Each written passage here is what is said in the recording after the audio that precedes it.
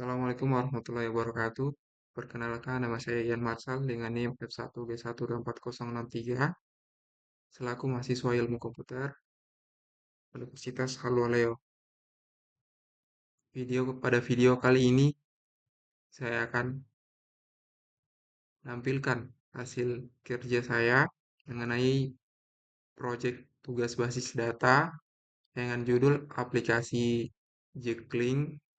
Alasan saya mengambil nama dan aplikasi Jekyll itu adalah karena kebetulan saya juga lagi mencoba membuat suatu bisnis dan saya rasa untuk manajemen administrasinya seperti pelayanan dan tanggal transaksi dan CTP masukan itu sangat penting dalam sebuah bisnis. Makanya saya membuat sistem administrasi ini agar memudahkan saya untuk memisahkan antara semuanya dari pelanggan, layanan, serta pendapatan harian saya dari bisnis ini. Baik, kita akan masuk di use case-nya terlebih dahulu, supaya kita memahami alur logika dari kerja sistemnya. Di sini saya memiliki satu aktor, yaitu admin, yang dimana admin ini dapat melakukan login. Setelah admin login, dia bisa melakukan pengelolaan data layanan, pengelolaan data pelanggan, dan pengelolaan transaksi pesanan, serta melihat laporan dan riwayatnya.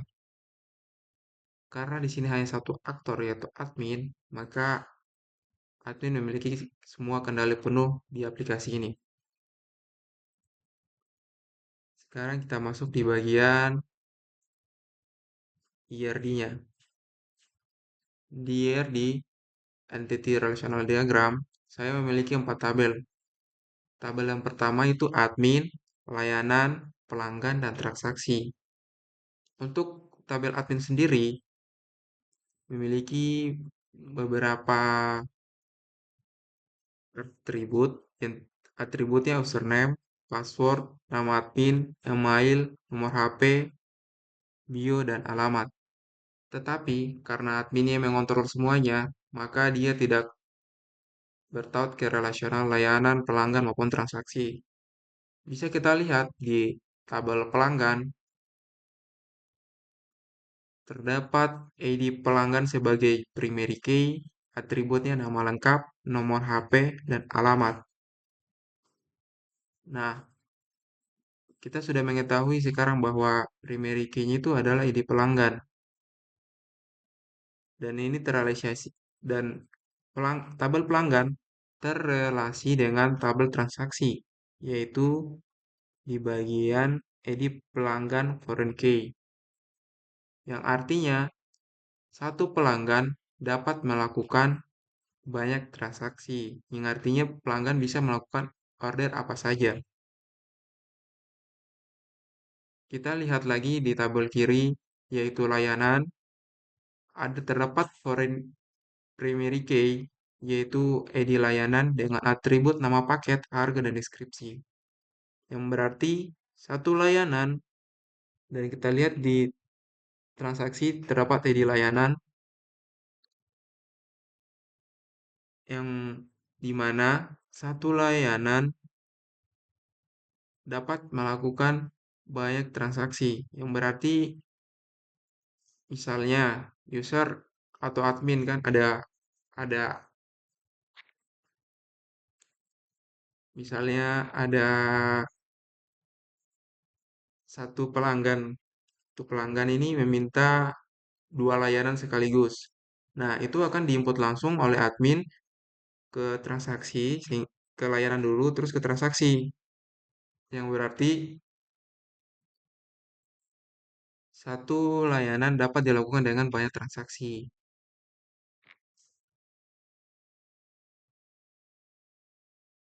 Oke, mari kita masuk di tahap selanjutnya yaitu bisnis prosesnya. Di sini bisnis prosesnya Jekyll. Yang pertama itu proses pendataan layanan. Yang pertama admin akan melakukan login terlebih dahulu ke dalam website administratornya. Terus kedua, admin akan menginput data jenis layanan beserta tarif harga ke dalam database. Yang ketiga, proses tersebut dilakukan agar transaksi menampilkan harga secara otomatis. Setelah melakukan itu, maka kita membayangkan itu proses registrasi pelanggan. Semisalnya ada pelanggan itu yang minta suatu pesanan, maka disinilah alurnya. Ketika ada pesanan masuk, misalnya itu dari WA atau komunikasi lainnya, admin akan mengecek apakah pesanan tersebut dari pelanggan yang lama atau yang baru. Nah, setelah melakukan pengecekan terlebih dahulu, jika yang terdata itu pelanggan baru, maka admin akan menginput data pelanggan tersebut dari nomor HP, nama, alamat, ke menu data pelanggan. Tetapi jika ternyata itu adalah pelanggan lama, maka pelanggan tersebut tidak perlu melakukan penginputan data baru lagi karena data datanya yang lama sudah tersimpan di database. Kemudian sistemnya akan menyimpan informasi tersebut agar di masa yang akan mendatang ketika pelanggan melakukan pesanan kembali, data pelanggan sudah tersimpan di database. Oke, kita masuk di proses transaksi. Di proses transaksi ini, admin akan membuat transaksi baru dengan memilih nama pelanggan dan jenis layanan yang akan dipesan. Setelah melakukan penginputan data dan masuk di proses transaksi, di transaksi ini admin akan melihat apa sih yang diinginkan oleh pelanggan tadi kan. Nah, misalnya pelanggan itu memilih memesan sebuah layanan deep cleaning apa, terus pembersihan. Nah, admin akan membuat transaksi baru tersebut dengan memilih nama pelanggan yang sudah tersimpan di database tadi dengan sesuai jenis layanan yang diinginkan. Setelah itu, sistem akan menampilkan berapa sih total biaya yang didapatkan gitu. Total biaya dari servisnya itu berapa di data layanan. Ketika sudah selesai, admin akan menyimpan transaksi dengan status awal dan proses atau sedang dalam antrian. Yang di mana ketika prosesnya masih dilakukan, maka itu akan terjadi namanya landing atau proses. Ketika sudah selesai servisannya atau layanannya, maka akan terdapat namanya selesai atau pelayanannya telah selesai. Oke, kita bisa lihat di proses penyelesaian dan pembayaran. Setelah teknisi atau layanan telah selesai mengerjakan servisnya di lokasi pelanggan, maka admin akan memperbarui status transaksi di sistem menjadi selesai. Seperti yang saya bilang tadi, ketika prosesnya telah selesai atau servisnya telah dilakukan, maka akan berubah menjadi selesai. Perubahan status menandakan bahwa pembayaran telah diterima dan masuk dalam rangkap pendapatan. Yang berarti setelah transaksinya selesai, maka itu akan menampilkan langsung berapa sih pembayaran pendapatan yang didapatkan. Nah, sehingga akan tersimpan di database, sehingga kita bisa melihat berapa presentasi keuntungan yang kita dapat. Terus di bagian proses pelaporan, sistem akan secara otomatis merekapitulasi seluruh transaksi yang berstatus selesai. Yang artinya semua status yang telah selesai akan dilihat dan transaksi semuanya dan dijumlahkan berapa sih total pendapatan hari ini. Nah, sehingga admin dapat melihat total pendapatan secara langsung di halaman laporan tanpa perlu menghitung manual. Oke, baik itu adalah bisnis bisnis prosesnya. Sekarang kita masuk di diagram karir.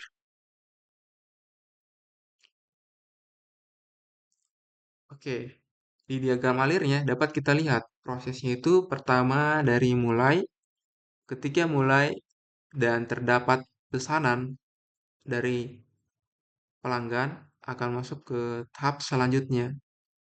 Nah, di tahap selanjutnya terima pesanan ini, dilihatlah apakah pelanggan baru.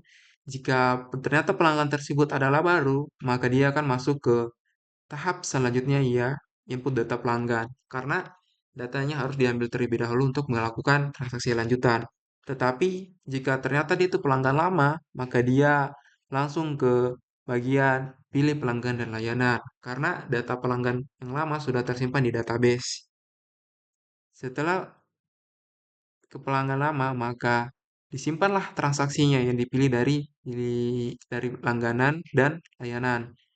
Hasil dari yang dipilih oleh yang diminta oleh pelanggan tadi akan disimpan di sini sebagai transaksi. Setelah sudah di bagian simpan transaksi itu otomatis kan terdapat namanya pending atau proses. Nah, setelah dalam pelakuan simpan transaksi, maka pengecekan atau pengerjaan servis laptopnya itu akan berlanjut. Sehingga setelah pengerjaan servis laptopnya telah dilanjutkan dan selesai, maka lanjut ke status selesai. Kenapa harus menjadi status selesai? Karena pengerjaan dari servis laptop tersebut telah selesai. Yang tadinya itu pending, ketika pengerjaan servisnya telah selesai, maka berubah menjadi selesai. Sehingga pelayanan yang diberikan kepada pelanggan telah resmi selesai. Ketika data tersebut telah selesai, maka tersimpanlah, tampillah lapor pendapatan. Yang berarti ketika sudah selesai itu yang dilakukan oleh servisan, maka masuklah rekapitulasi dari berapa pendapatannya. Dan kemudian proses administrasinya selesai. Baik, itulah dari bisnis proses. Sekarang kita mulai masuk ke aplikasi yang saya buat, yaitu Jeklink. Administrator ini digunakan untuk membantu admin untuk mengelola data layanan. Kita masuk di perjalanan servernya. Oke, langsung kita ke localhost.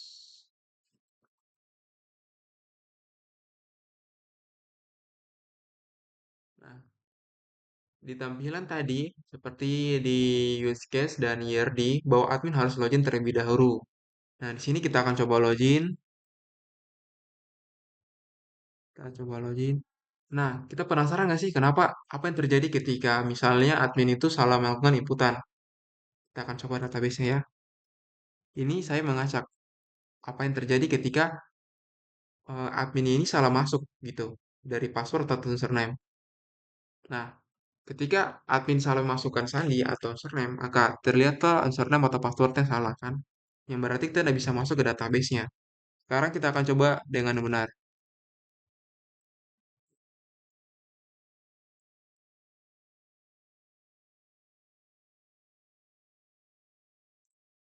Oke, ketika login berhasil, maka dia akan masuk seperti ini notifikasinya. Bisa kita lihat di bagian header ini terdapat dashboard layanan pelanggan transaksi dan ini untuk identitas admin sendiri untuk logout dan setting, tapi itu setting masih dalam tahap pengembangan ya. Oke, di sini terdapat fitur biodata untuk adminnya sendiri. Bisa kita lihat di sini terdapat biodata adminnya. Di sini juga bisa kita melakukan edit biodata jika admin ingin mengubah biodatanya. Misalnya kita ubah ini ya. Misal kita ubah bionya sukseslah dulu.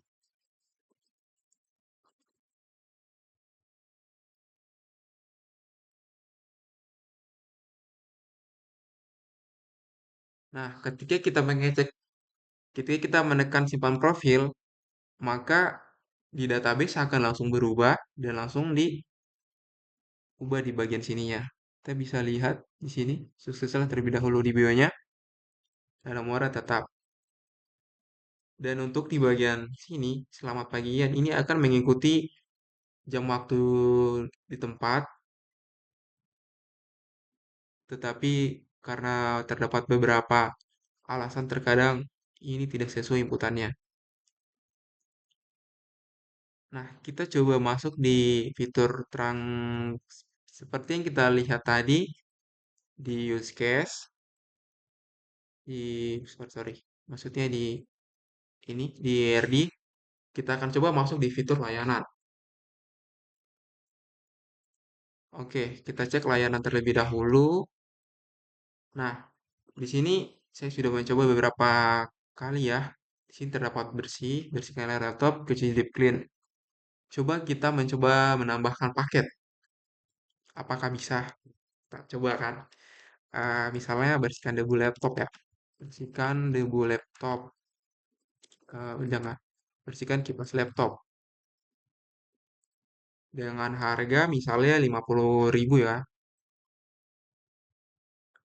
Pengerjaan hmm, misalnya 30 menit coba.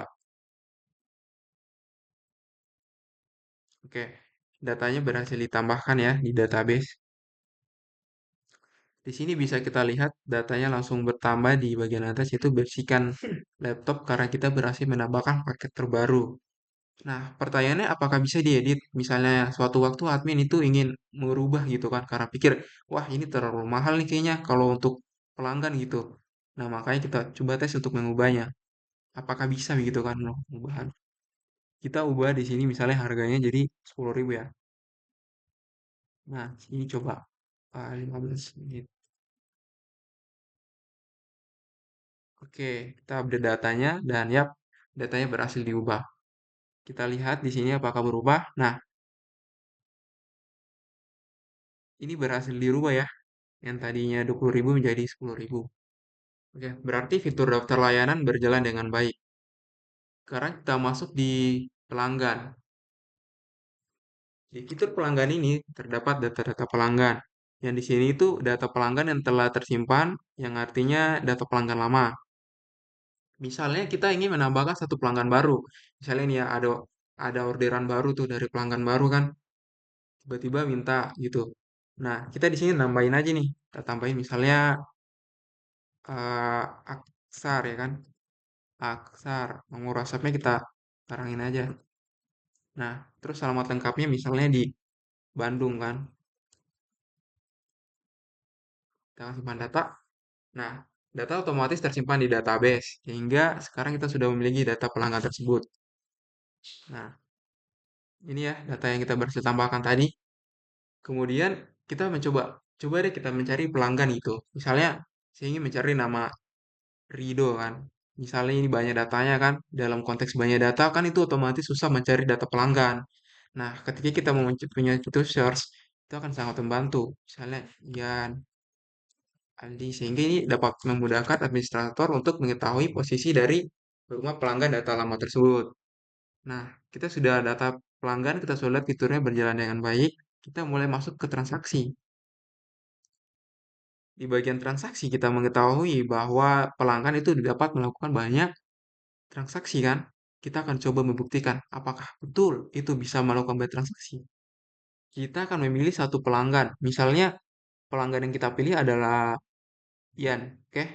Nah, Ian di sini ingin melakukan dua layanan sekaligus karena kan di IRD-nya telah tertulis bahwasanya satu pelanggan dapat melakukan banyak transaksi kan? Kita akan coba ya. Misalnya ini. Oke, transaksinya udah dibuat kan? Nah, statusnya pending dan rekapitulasi pendapatan ini masih belum ada kan karena belum selesai pengerjaannya. Kita bisa mengetahui itu kenapa? Karena kita lihat di bisnis proses tadi. Nah, di bisnis proses ini, kita mengetahui jika layanannya masih diproses atau sedang pending dalam antrian, maka itu belum masuk ke rekapitulasi data atau pembayarannya belum masuk. Ketika sudah di tahap pembayaran, misalnya ini kan pending, nih pending, pending. Ketika kita sudah checklist, nah statusnya akan diubah menjadi selesai dan otomatis rekapitulasinya menambah. Nah, tadi kan di IRD kan bilang bahwa pelanggan itu dapat melakukan banyak transaksi. Kita coba, apakah bisa? Kita coba ya. Ini dengan pelanggan yang sama ya, dengan transaksi lagi nih. Transaksi, misalnya bersihkan laptop kan, atau masukkan. Nah, bisa kan? Nih, kita coba lagi satu lah, dengan orang yang sama. Iya, kan? Kita tambah lagi yang bersihkan layar laptop. Nah, bisa. Jadinya ini masih kelihatan pending karena belum menambah ke sini karena statusnya masih pending. Masih dalam proses pengerjaan lah ya. Ketika pengerjaan telah selesai, kita ubah dan datanya langsung masuk nih. Nih. Nah, oke. Datanya akan masuk dan bisa berjalan dengan baik.